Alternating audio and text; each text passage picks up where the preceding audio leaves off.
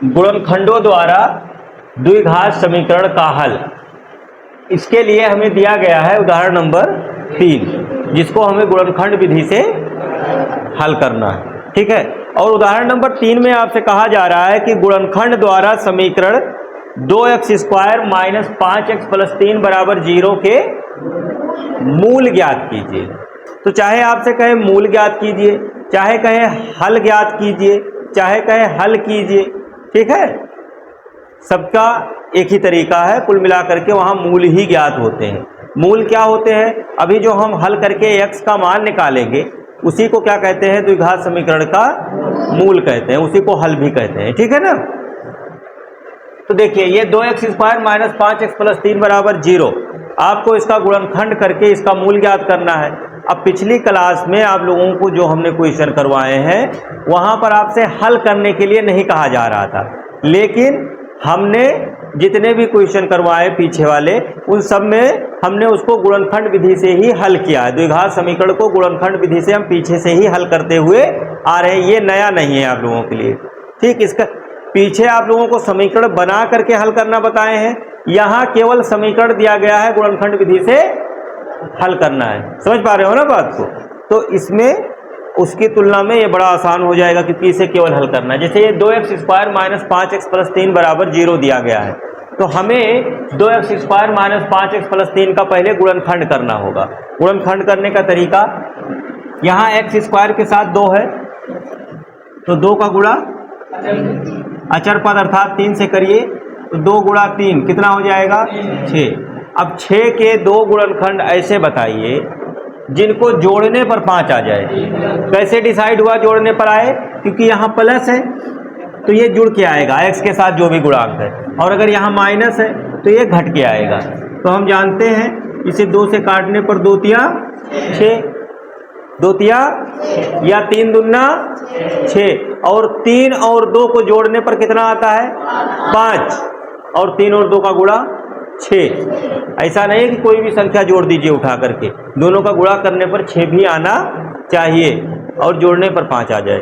ठीक, देखिए तो क्या करेंगे? 2x², यहाँ पर लिख लेंगे -x, पहले ब्रैकेट में लिख देंगे 3 + 2 + 3 बराबर, तो 2x² - 3x गुणा करिए x से, -+ -2x + 3 बराबर x, यहाँ पर कॉमन ले लीजिए तो बचेगा क्या? 2x। जब x कॉमन लोगे, देखो 2 और 3 में तो कोई संख्या कॉमन नहीं होगी ना। क्या कोई भी ऐसी संख्या है जो जिसका पहाड़ा पढ़ने पर 2 भी आ जाए और 3 भी आ जाए? 1 है तो 1 नहीं कॉमन लेना है यहाँ पर आपको, जो कुछ ना रहे तब 1 कॉमन लेंगे। ठीक है ना। तो 1 के अलावा कोई दूसरी संख्या, तो 2 और 3 में कोई भी संख्या कुछ भी कॉमन नहीं है।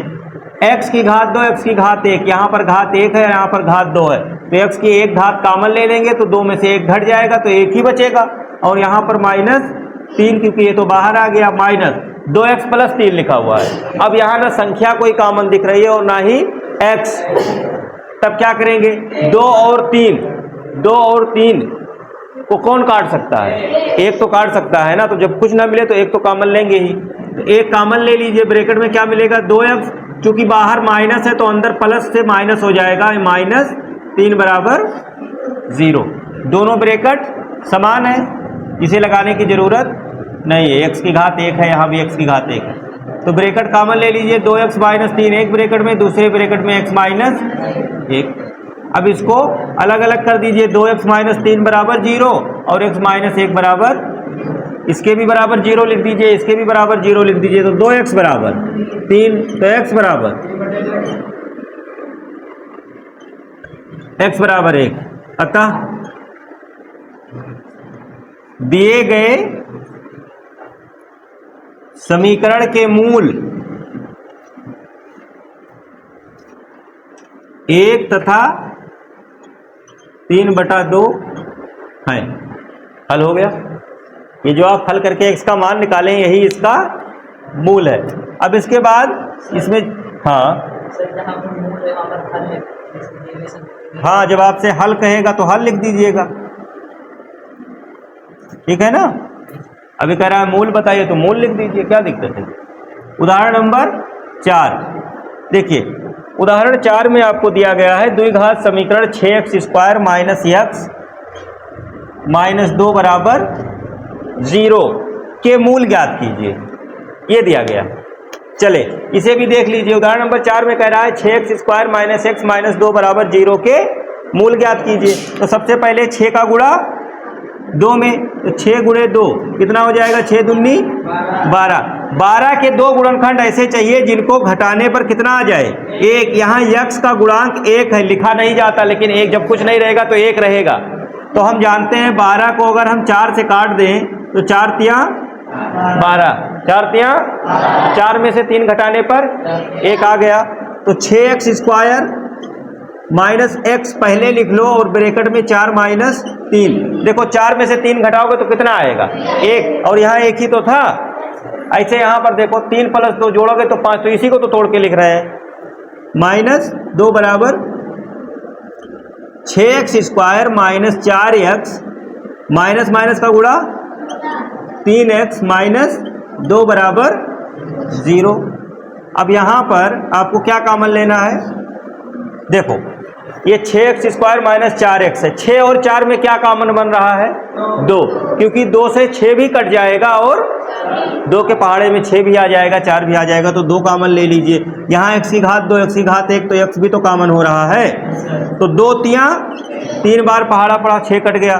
फिर यहाँ x की घात 1 कम हो गई, 1 ही बची, लगाने की जरूरत नहीं, 1 है। माइनस 2 का पहाड़ा पड़ो 4 आ जाए, 2 दूना 4, और x तो बाहर आ ही गया है। प्लस ये 3x माइनस 2 है, कुछ तो कॉमन नहीं दिख रहा है, तो क्या कॉमन होगा, 1, क्योंकि 3 और 2 में तो कुछ कॉमन है नहीं, x एक ही जगह है तो 1 कॉमन हो जाएगा। तो 3x माइनस 2 बराबर 0 कितना हो गया। अब इसके बाद यहाँ से कर देते हैं इसे।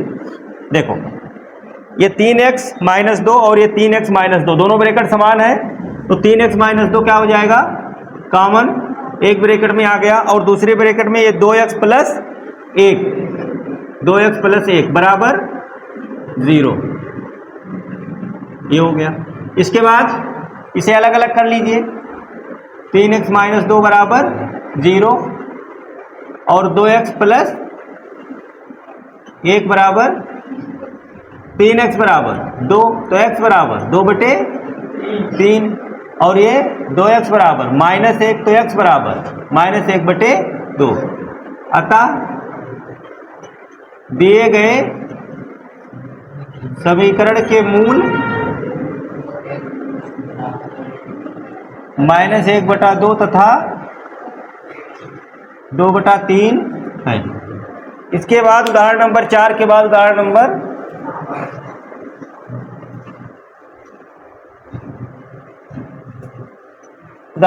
5 में आपको दिया गया है 3x² minus 2 under root 6x, 3x² minus 2 under root 6x minus 2 बराबर 0, सही है, प्लस 2 बराबर 0। ये है क्वेश्चन, इसका भी हमें गुणनखंड करना है, ठीक है ना। यहाँ अंडर रूट आ गया है, तरीका वही है करने का, बस अंडर रूट आ गया है। तो अब इसे जरा सा देख लीजिए क्या करना है इसमें। सबसे पहले क्या करोगे, 3 और 2 का गुणा, 3 दूना 6 आ गया। 6 के 2 गुणनखंड ऐसे चाहिए, 6 के 2 गुणनखंड ऐसे चाहिए जिनको गुणा करने पर तो 6 ही आए, लेकिन जोड़ने पर 2 अंडर रूट 2 आ जाए। जोड़ने पर क्या आ जाए, 2 अंडर रूट। अब देखो ये 6 लिखा हुआ है ना, मैं यहाँ इसके 2 गुणनखंड अंडर रूट 6 गुणे अंडर रूट 6 लिख दिया। अंडर रूट 6 गुणे अंडर रूट 6, अंडर रूट 6 और अंडर रूट 6 का गुणा करोगे तो कितना आएगा, अंडर रूट 6 और अंडर रूट 6 का गुणा 6 ही तो आएगा। तो हाँ 36 हो जाएगा, तो 36 का वर्गमूल निकल के 6 नहीं हो जाएगा, जैसे भी समझो। सबको समझ में आ रही है बात।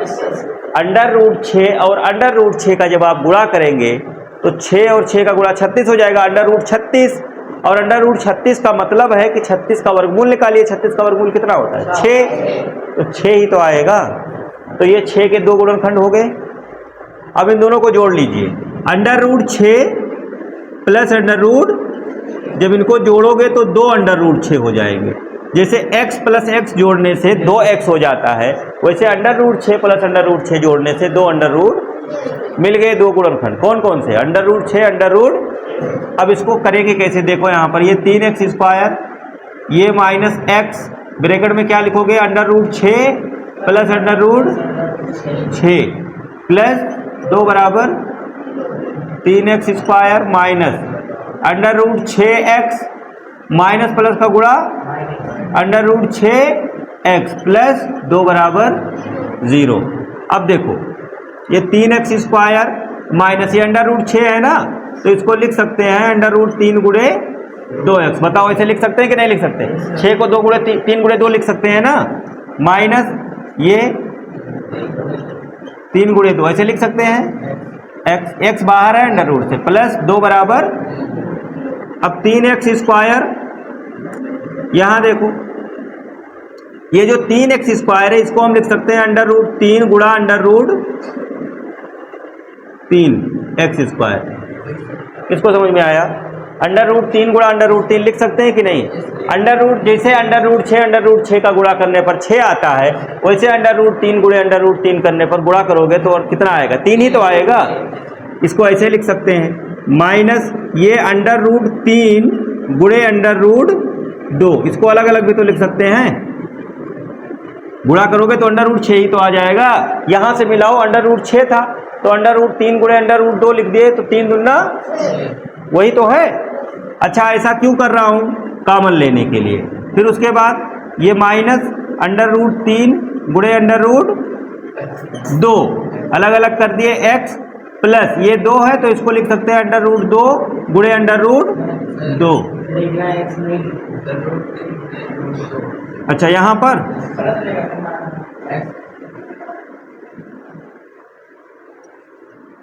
x, ठीक है, माइनस ये हो गया। अब देखो इसका भी एक जोड़ा बन गया। देखो इसमें क्या कॉमन है? एक तो अंडर रूट 3 दिख रहा है और x, तो यहाँ एक अंडर रूट 3 बाहर आ गया तो एक अंडर रूट 3 बच गया और x बच गया। ये अंडर रूट 3 बाहर चला गया, माइनस अंडर रूट 2 और ये x। समझ में आया? सॉरी, हाँ x कॉमन हो गया, x कॉमन हो गया, तो यहाँ पर केवल अंडर रूट 2 बचा है। अंडर रूट 3 और x तो कॉमन हो गया है, और यहाँ एक 2 अंडर रूट 3 था तो एक अंडर रूट 3 बच गया, x की एक घात कम हो गई। माइनस यहाँ क्या कॉमन हो रहा है? Under root 2, under root 2, under root 2 यहाँ है, दोनों ये कॉमन हो जाएगा। बाकी ये अंडर रूट 3 रहेगा, ये x माइनस कॉमन लिए हो इसलिए अंदर का चिन्ह बदल जाएगा। माइनस कॉमन लेने से अंदर का चिन्ह जो प्लस है वो क्या हो जाएगा? माइनस। एक अंडर रूट 2 बाहर आ गया तो यहाँ पर एक अंडर रूट 2 बच गया बराबर 0। दोनों ब्रैकेट एक जैसे हैं तो ब्रैकेट कॉमन ले लो, under root 3 x minus under root 2 एक ब्रैकेट में, और दूसरे ब्रैकेट में under root 3 x minus under root 2 बराबर 0। ये हो गया। अब इसके बाद इसको अलग अलग कर लेते हैं।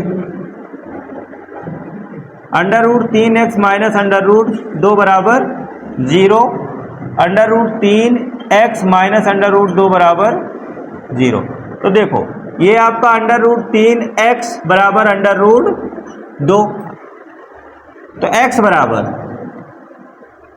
अंडर रूट 2 बटे अंडर रूट 3। इसी को आप क्या लिख सकते हैं? पूरा एक साथ लिख सकते हैं, 2 बटे अंडर रूट 3। जैसे ये 2 भी अंडर रूट में है, 3 भी अंडर रूट में है, तो x बराबर आ गया अंडर रूट 2 बटे 3। और इसी प्रकार यहाँ भी आ जाएगा x बराबर अंडर रूट, सॉरी पूरा एक साथ लिख दे रहे हैं। देखो ये दोनों ब्रैकेट समान ही तो हैं। अंडर रूट 3x माइनस 2 बराबर 0, अंडर रूट 3x माइनस 2 बराबर माइनस अंडर रूट 2 बराबर 0। तो जब इसको हल किया तो इतना आया, तो इसको भी हल करने पर तो यही आएगा। तो समीकरण के मूल क्या हुए? अतः समीकरण के मूल अंडर रूट 2 बटा 3 तथा अंडर रूट 2 बटा 3 है। मतलब दोनों मूल समान है, यहाँ पर दोनों मूल समान है। तो इस तरीके से ये हल हो जाता है। अब इसे आप लोग नोट कर लीजिए तीनों उदाहरण, फिर अगला देखेंगे।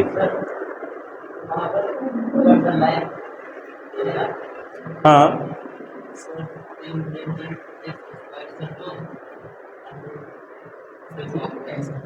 एक मिनट उसे पूछने दो। हाँ, तेज बोलो थोड़ा सा। ये तो क्या मैं इसको लिखा हूं ताकि मैं यहां कॉमन ले सकूं, कॉमन बना सकूं। इससे पहले यहां कॉमन नहीं दिख रहा था ना, ये 3 था, तो मैं ये समझाने के लिए लिखा हूं। और 2 अंडर रूट कैसे नहीं आ गया, ये मैंने तोड़ा है, अपनी तरफ से किया है, ताकि यहां भी अंडर रूट 3 आपको दिखने लगे और यहां भी दिखने लगे। क्योंकि यहां मैंने 6 को 3 गुणे अंडर रूट 2 कर दिया है, 3 गुणे 2 किया है, तो अंडर रूट 3 गुणे अंडर रूट 2, ये बात समझ में आ रही है, इसे लिख सकते हैं। तो ये जो 3 है इसको भी अंडर रूट 3 गुणे अंडर रूट 3 लिख सकते हैं, क्योंकि इन दोनों का गुणा करने पर फिर से 3 ही आ जाएगा। तो इसके लिखने से फायदा क्या हुआ, इसके लिखने से फायदा ये हुआ कि यहां भी आपको अंडर रूट 3 दिख रहा है और यहां भी अंडर रूट 3 दिख रहा है, तो अंडर रूट 3 कॉमन हो गया। तो ये जो मैंने लिखा है इसलिए लिखा है ताकि मैं आप लोगों को अलग अलग दिखा सकूं, ठीक है, और कॉमन हो सके।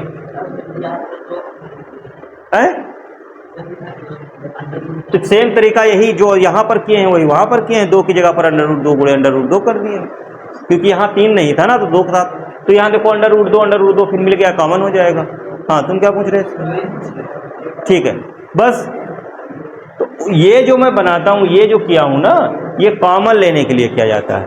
और ये आप इसकी जगह पर लिख सकते हैं, दोनों का मतलब एक ही है, ठीक है। तो इसे नोट करिए।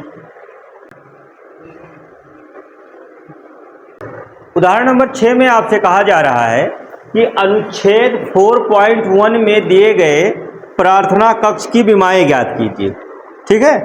उदाहरण 6 में आपसे कह रहा है कि अनुच्छेद 4.1 में दिए गए प्रार्थना कक्ष की विमाएं ज्ञात कीजिए। तो देखिए, अनुच्छेद जो 4.1 है, जहां आपका चैप्टर स्टार्ट होता है द्विघात समीकरण बुक में, वहां नीचे लिखा हुआ है भूमिका। और भूमिका में आप जब थोड़ा सा पढ़ के नीचे जाएंगे 3 लाइन, तो आपको मिलेगा उदाहरण। और इसमें कहा जा रहा है कि मान लीजिए कि एक धर्मार्थ ट्रस्ट 300 वर्ग मीटर क्षेत्रफल का प्रार्थना कक्ष बनाना चाहता है। कोई एक धर्मार्थ ट्रस्ट है जो 300 वर्ग मीटर क्षेत्रफल का एक प्रार्थना कक्ष बनाना चाहता है। कितने वर्ग मीटर का?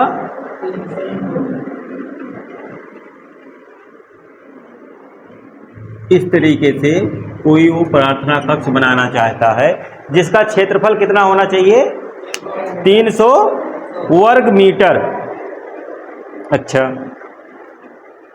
जिसकी लंबाई उसकी चौड़ाई के 2 गुने से 1 मीटर अधिक हो। जिसकी लंबाई उसकी चौड़ाई, जिसकी लंबाई उसकी चौड़ाई के 2 गुने से 1 अधिक हो। कह रहा है कि ये जो ट्रस्ट बनाना चाहते हैं इसका क्षेत्रफल 300 वर्ग मीटर है। और फिर कह रहा है इस ट्रस्ट की जो लंबाई है वो चौड़ाई के 2 गुने से 1 अधिक हो। यही तो, लंबाई चौड़ाई के 2 गुने से 1 अधिक हो। कक्ष की लंबाई और चौड़ाई क्या होनी चाहिए, ये आगे पूछ रहा है, ठीक। तो देखो, हमसे कह रहा है कि लंबाई चौड़ाई के 2 गुने से 1 अधिक हो। पीछे एक क्वेश्चन इस तरीके से कर चुके हैं, तो हम इसकी चौड़ाई क्या मान लेंगे? और लंबाई चौड़ाई के दुगने से 1 अधिक, तो चौड़ाई के दुगना 2x और 1 अधिक प्लस 1 हो गया। पता चल गया ना लंबाई चौड़ाई। तो विमाएं ज्ञात करना है, लंबाई और चौड़ाई, ठीक है, ज्ञात कर लेंगे। चलिए, अब यहां पर लिखेंगे माना प्रार्थना कक्ष की चौड़ाई x मीटर तथा या तब लंबाई, जब x मीटर चौड़ाई हो जाएगा तो लंबाई क्या होगा, x के डबल 2x प्लस 1, ये हो गया। प्रार्थना कक्ष जो है आपका, इसमें लंबाई और चौड़ाई दी गई है, मतलब ये आयत है। क्या है ये, आयत है। तो हम यहां पर लिखेंगे, दिया है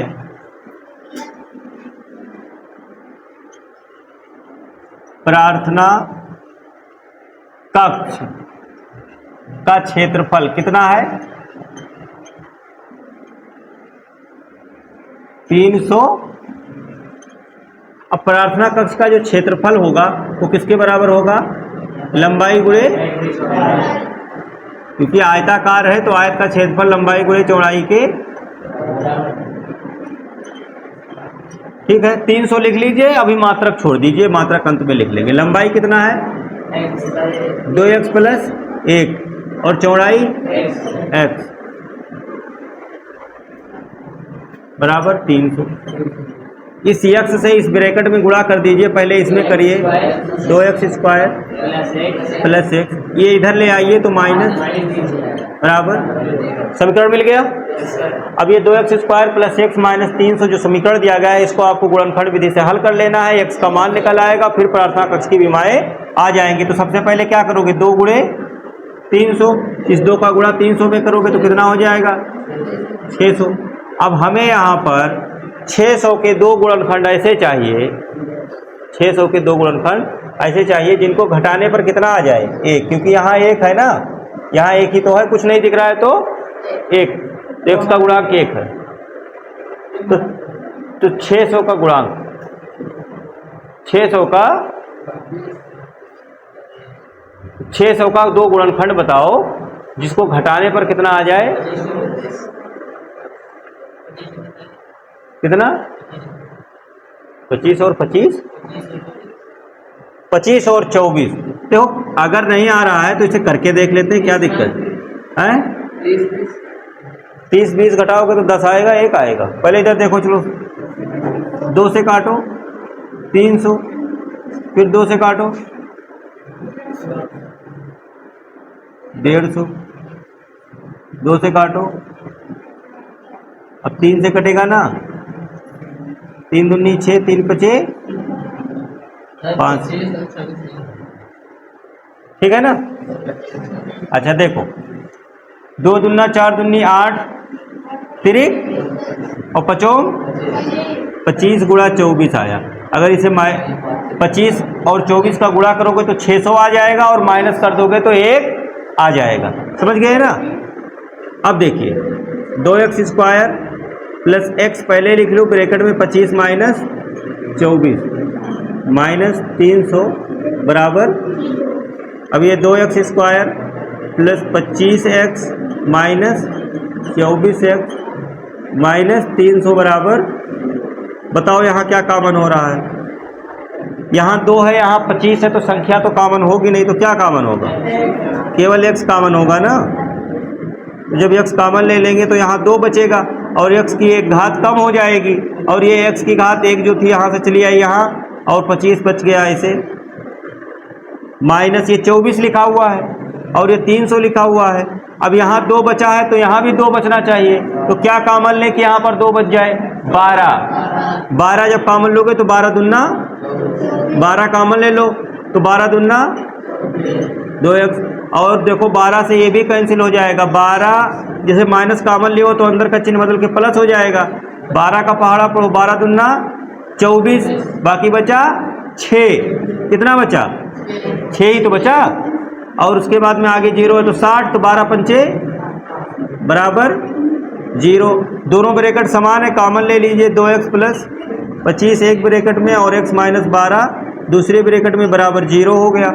तो यहाँ पर 2x प्लस 25 बराबर 0 और x माइनस 12 बराबर 0, तो x बराबर, जब ये प्लस 25 इधर जाएगा तो माइनस 25 हो जाएगा, और फिर ये जो 2 इसके साथ में लिखा हुआ है ये बटे के नीचे आ जाएगा, और दूसरी तरफ ये x बराबर 12 हो जाएगा। अब x के दो मान आए हैं, एक तो माइनस में है, एक प्लस में है। क्या x का मान माइनस में हो सकता है? नहीं हो सकता, क्योंकि इसकी जो विमाएं हैं अर्थात जो लंबाई है वो माइनस में नहीं हो सकती। तो x नॉट इक्वल माइनस, क्योंकि विमाएं ऋणात्मक नहीं होंगी, इसलिए x बराबर कितना आया? 12। x का मान कितना आ गया? 12। और जब x का मान 12 आ गया तो हम लिख देंगे अतः प्रार्थना कक्ष की चौड़ाई बराबर x मीटर माना था ना, तो x का मान 12 आया तो 12 मीटर, तथा लंबाई बराबर, लंबाई को हमने 2x + 1 कहा था, तो 2 गुणे x का मान 12 + 1, 12 दूना 24 + 1 कितना आ गया? 25 मीटर। तो यहाँ पर जो प्रार्थना कक्ष बनाना है उसकी लंबाई 25 मीटर है और चौड़ाई 12 मीटर है। तो इस तरीके से ये भी हल हो जाता है, इसे आप लोग नोट कर लीजिए। तो यहाँ पर प्रश्नावली 4.2 से पहले जितने भी उदाहरण थे उसे हमने कर लिया है, इसे आप लोग नोट कर लीजिए और प्रश्नावली होमवर्क में है उसे करिए, फिर आगे हम बताएंगे।